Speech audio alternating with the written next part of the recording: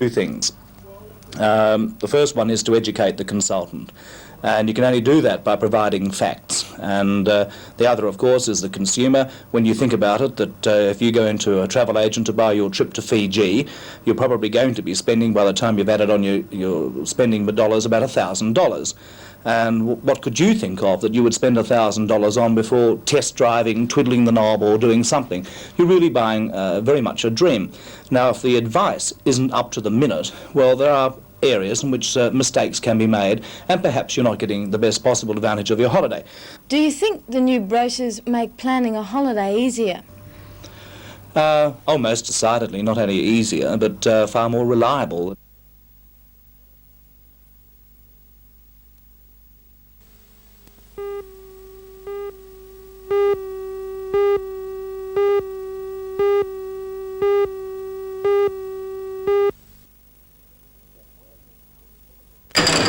Alderman Albert Henderson was elected chairman of the Shortland County Council today for the 6th time in 8 years.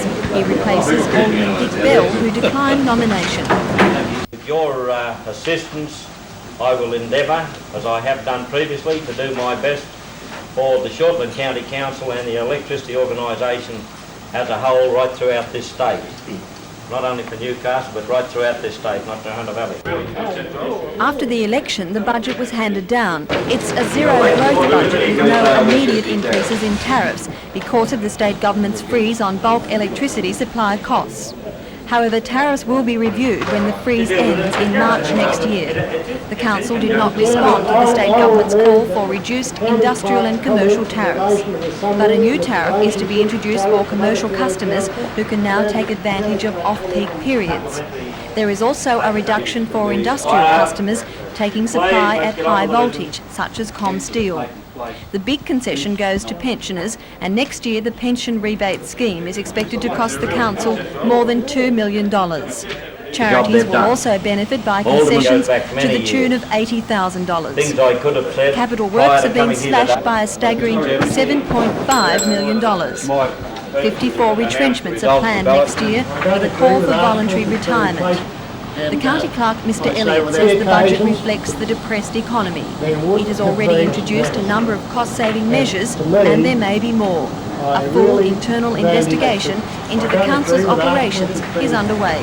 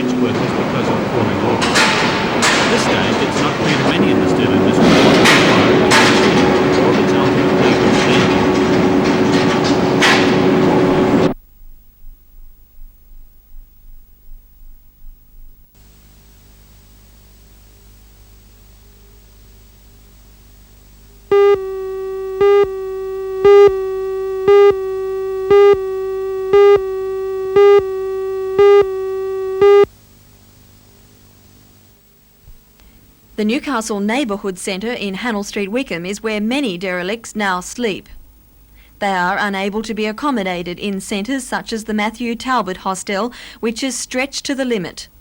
Other places, including those run by the Salvation Army, are desperate for more help, according to the member for Newcastle, Mr Arthur Wade.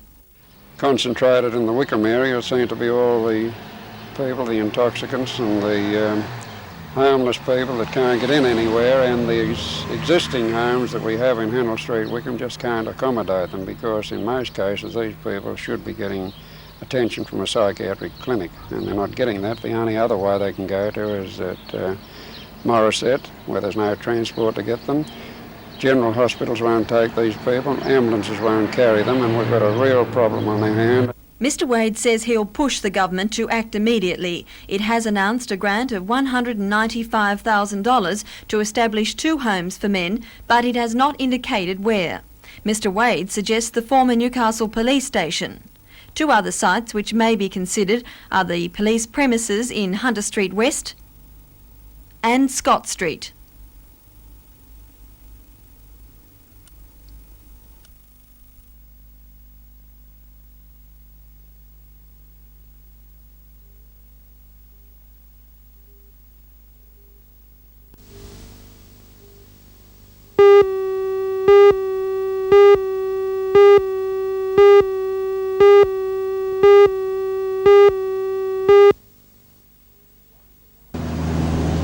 It was a rather unusual convoy led by Santa which headed down the industrial highway today.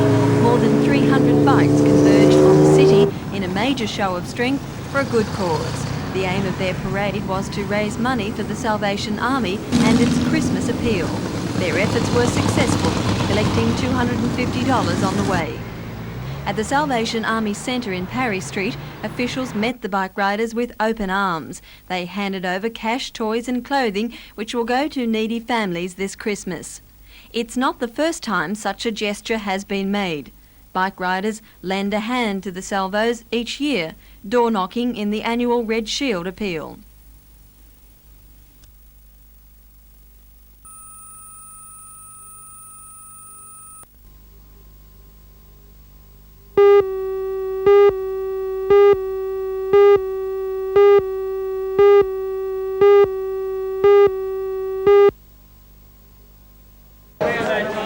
The club is actually older than 70. It has been in operation since 1905, making it the oldest bowling club on the Central Coast. But today marked the 70th anniversary of its affiliation with the Royal New South Wales Bowling Association. The celebrations included a touch of nostalgia. Officials arrived in vintage cars. On the green, members reenacted the game of days past, dressed in period costume and using bowls made of wood. Celebrations got underway following an official opening by the state president, Mr. Will Truelove. So all I'd just like to say here is to welcome you all here today, and I'll declare this 70th celebrations open and congratulate everybody on all the work they've done around the club. Thank you very much. Staff at the clubhouse are gearing up for a big night of celebrations. Members from other clubs on the Central Coast will also be helping Wyong bowlers celebrate 70 years.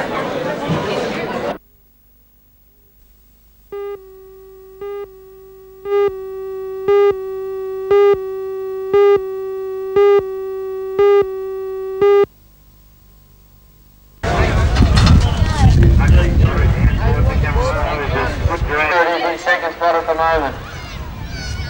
Down goes the gate, Kelson gets the whole shot on the inside as they go down there. Still sorting themselves out and still Murray Kelson out in the lead as they come down in towards the 50 burn. He's the one that I was watching. Just pop over there.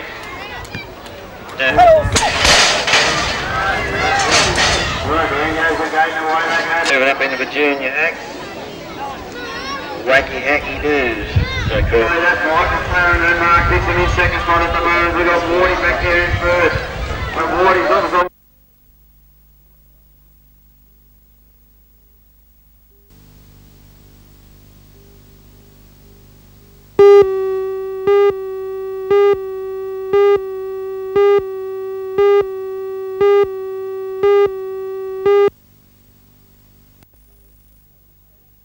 Players, officials and spectators spent most of the match peering into the fog in an attempt to discern what was happening in the middle of the field.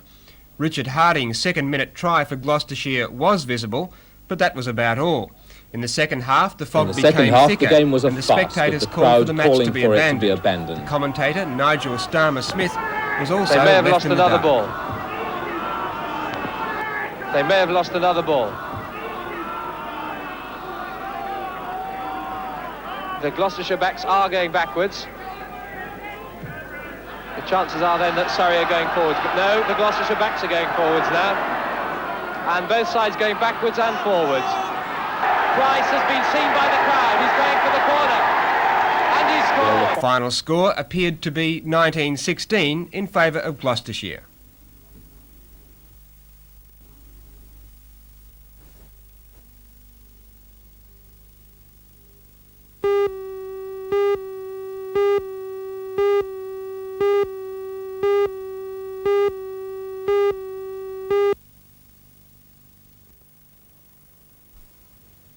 15 of the 18 carriages on the overnight express from Milan to Taranto were derailed in the accident. Officials said a faulty signal failed to redirect the train from a section of track from which the rails had been removed. The express was travelling at more than 100 kilometres an hour at the time of the accident, and police expressed amazement that no more persons were killed. In Algiers, 8 people died and 50 were seriously injured when the roof of a stadium collapsed before the start of a soccer match. The collapse was caused by young fans who had climbed onto the roof when all seats inside had been taken. 600 people suffered minor wounds in the tragedy. In England, 400 police were on hand to prevent any clashes at the Yorkshire soccer derby between Barnsley and Leeds United. The Leeds fans have a reputation for violence, and police even searched the buses carrying the Leeds supporters to the match. Inside the ground, the 2 sets of fans were strictly segregated, and outside a mobile prison van awaited to take the offenders to a special sitting of the local magistrates' court. Because of the preparations, there was little trouble.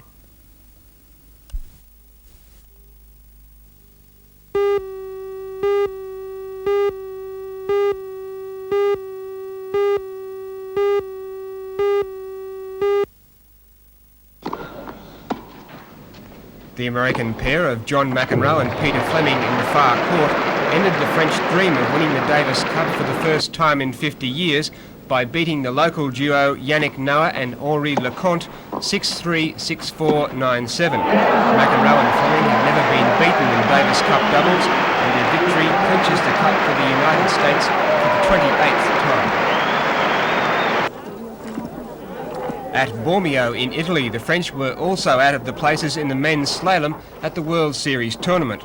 The event was taken by Strand of Sweden with a combined time of 1:45.39, just ahead of Krizaj of Yugoslavia and Chiesa, the hometown favourite. Newbury Racecourse in England and the $20,000 Hennessy Gold Cup has been won by the favourite Brighorn with a great fighting finish.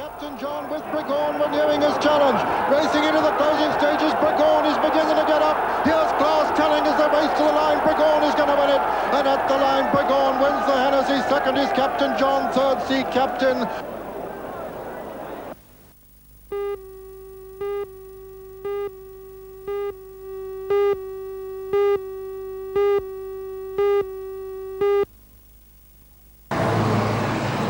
Started shortly after 9 last night. 3 men, each armed with either a sawn-off shotgun or a rifle, burst into the club and ordered the secretary, manager and the barmaid to lie on the floor before fleeing with the night's takings. The men made their getaway in the manager's car, which was later found abandoned 1 kilometre away.